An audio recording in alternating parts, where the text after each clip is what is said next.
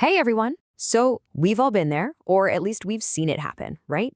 You've got this brilliant idea, a super dedicated team, and then the product launch comes and it just, well, it fizzles.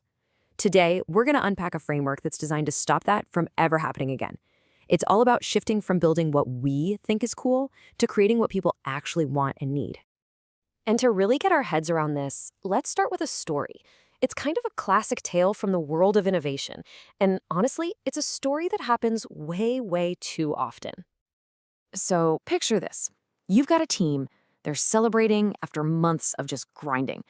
The energy in the room is electric. Yeah, they're exhausted, but they're so proud. I mean, they've poured their hearts and souls into this thing. And why wouldn't they be? I mean, they've built this feature-rich platform, it's beautifully designed, it's technically advanced. On paper, this thing is perfect. It has all the bells and whistles. It should be an absolute surefire hit. And then, the big day arrives. They push the button, the product goes live. They all hold their breath, waiting for the world to notice. And nothing. Just crickets. The users, they don't sign up. The customers aren't buying. The market just kind of shrugs. It's the sound of all that incredible effort just landing with a thud. So, what went wrong? I mean, think about it. The code was clean, the design was gorgeous, the team was absolutely brilliant. How on earth could this happen? Well, here's the kicker. The problem wasn't their competence, not at all. It was that they were building something for themselves, not for the people they were hoping to serve. They basically fell in love with their solution before they ever truly understood the human problem. It's like building this beautiful, intricate key without ever studying the lock you're trying to open. So, how do we stop ourselves from making that same mistake? How do we avoid building the wrong key? Well, luckily, there's a tool designed for exactly this purpose. It forces us to stop obsessing over our own blueprints and instead start really, truly looking into the world of our customer. And that tool is the value proposition canvas. Now, what is that?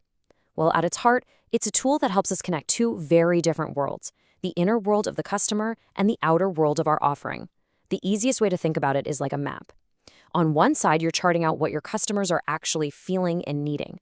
You know, what are the jobs they're trying to get done in their lives? What pains get in their way? And what gains are they secretly hoping for?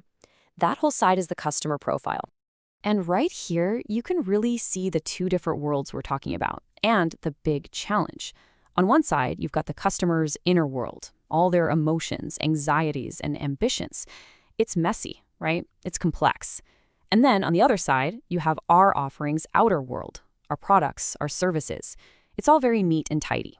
And the whole point, the entire goal of this canvas, is to make these two very different worlds fit together perfectly. But here's a really important point. A map by itself doesn't guarantee a successful journey.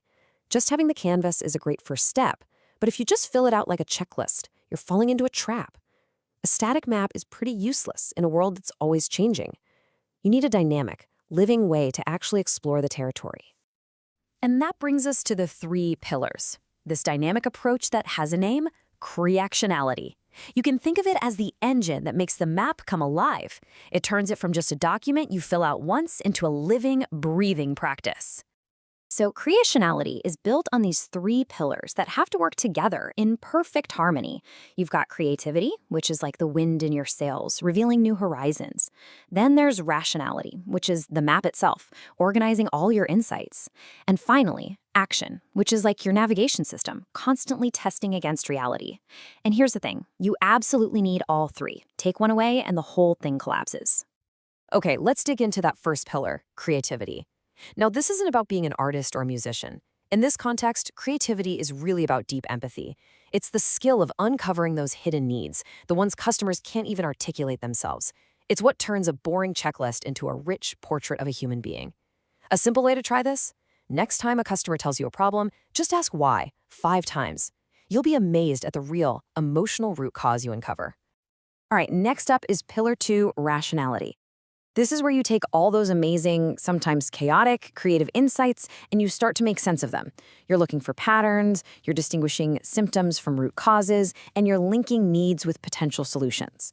It's what turns a big cloud of ideas into a clear strategic landscape. Want a quick way to practice this? Just take all your ideas, jot them down on sticky notes, and start grouping them in the themes. It's amazing how fast a real strategy can emerge from that cloud. And that brings us to the third and final pillar, action. This, my friends, is the most crucial part. It's the engine that keeps the whole system alive.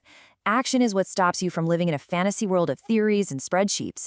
It forces you to get out there and test your ideas with prototypes, with real conversations, with actual experiments.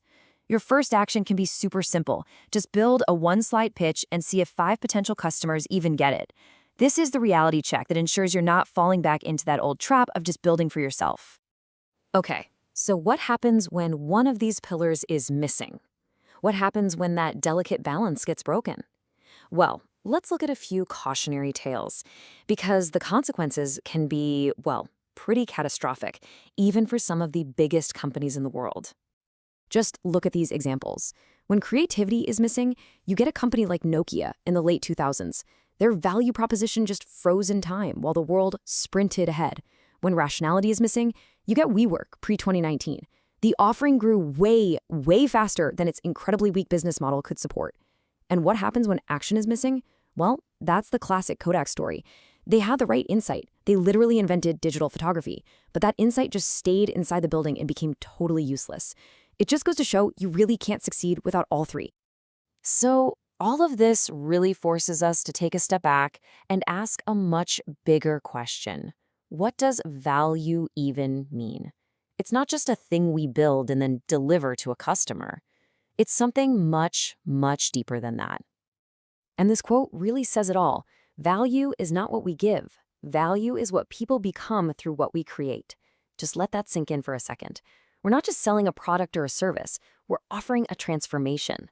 Our goal, our real job, is to help our customers become something better, more confident, more efficient, safer, or, simply happier. And when you put it all together, you can see how this becomes a powerful, continuous cycle. Creativity turns needs into insights, rationality turns those insights into meaning, and action turns that meaning into real transformation for the customer. And guess what? That transformation then gives you brand new creative insights, and the whole cycle begins again. It never stops. So, in the end, the canvas becomes so much more than just a tool. It becomes your navigation chart. It's a living guide that's anchored in real human empathy and totally driven by experimentation. It's what keeps you focused on the only destination that truly matters, creating real, meaningful value for other people. So, you found a need. You have an idea. The question isn't just what you're going to build, but how will you bring it to life? The next time you have that amazing spark of an idea, try not to ask, can we build this? Instead, ask this, who will our customer become if we do? And that, right there, is the difference between just building another product and creating something of real, lasting value.